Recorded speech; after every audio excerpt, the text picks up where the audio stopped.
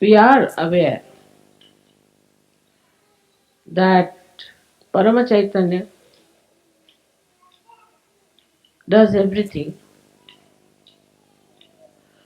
at least mentally we know that everything is worked out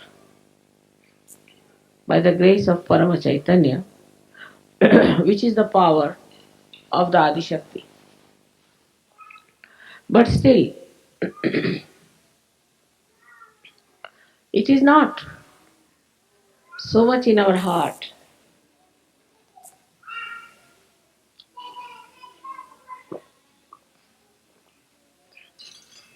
So much in our attention.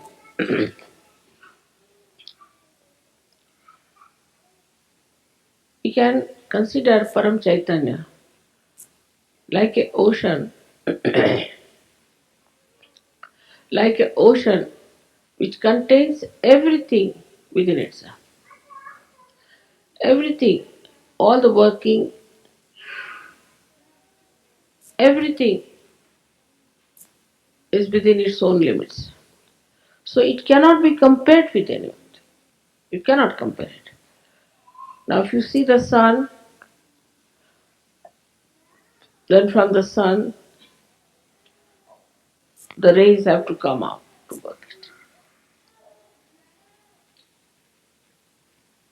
If you see somebody, say a person who has an authority,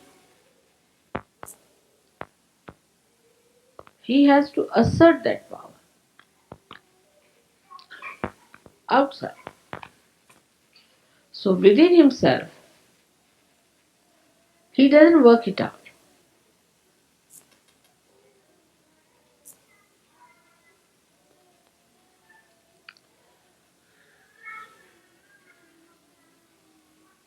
Say for example, if there's a seed, and inside the seed only the tree grows and the fruits come out, and then they are sold and people eat it, and everything is inside that seed, then that is Param Chaitanya. So we are all enveloped in it.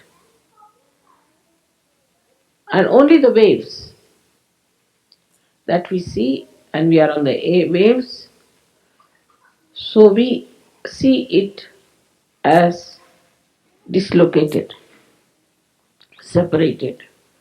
Like we feel this is Germany, or this is England, this is India. These are just folds of the sari of Paramachaitanya, which look separated, but they are not separated. They are continuous.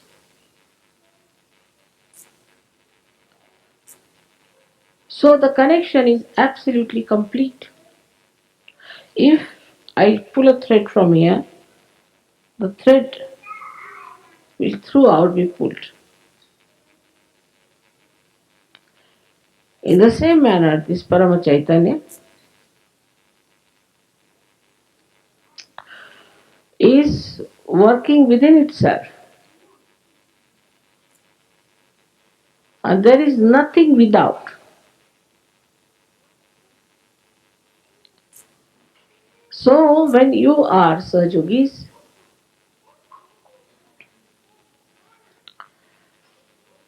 it pays special attention to you.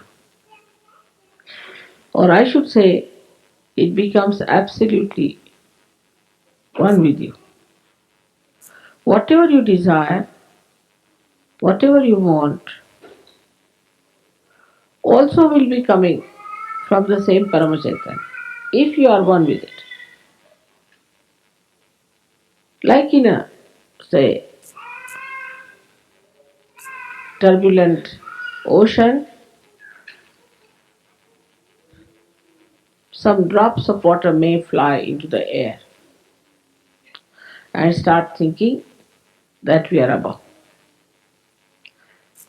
We are away from the world, away from the ocean. But again, they have to fall into the same.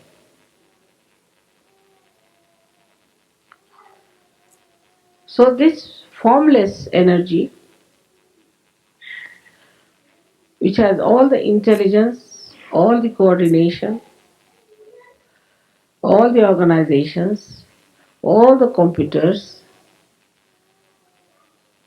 all the televisions, all that you can think of communication and of governing, of administration, and above all,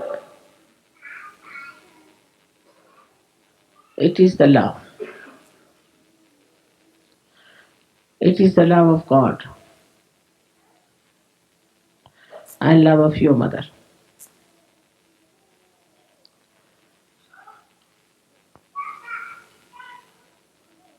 So, to be one with this Paramchaitanya, you have to know that you have to become the reality.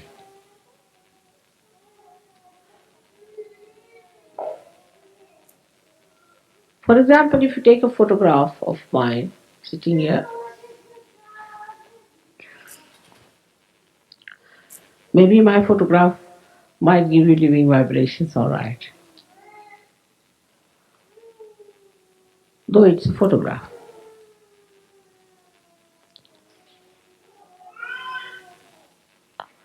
But if you take a photograph of somebody else,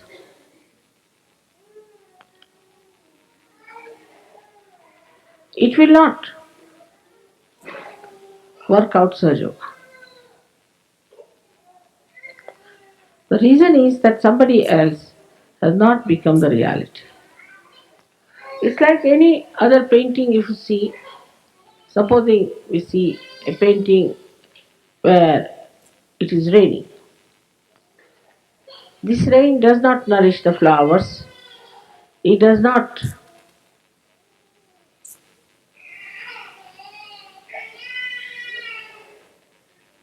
wash the cloth of the people who are there. It is static. So in ignorance,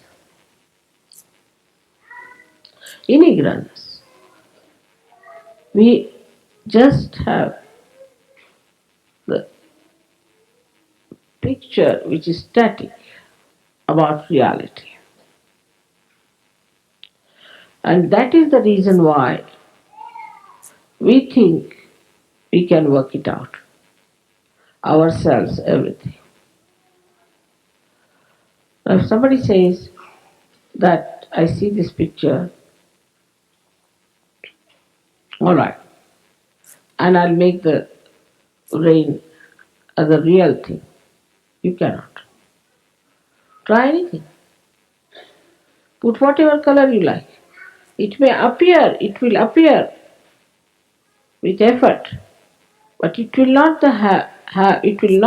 have the capacity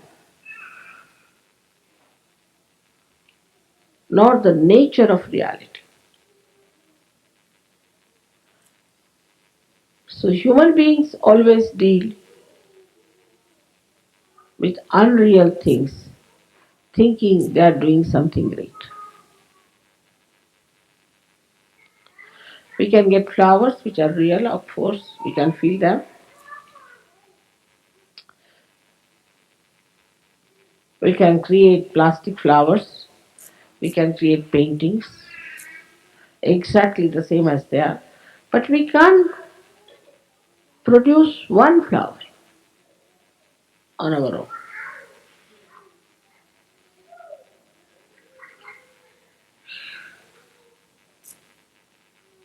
We'll have to go to reality. Is that the Mother Earth is going to produce it, or the Sun is going to help the Mother Earth.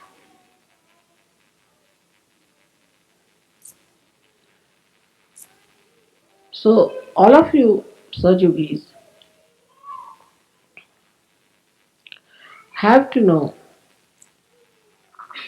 that in reality you do not do anything and everything is done by Paramchaitanya.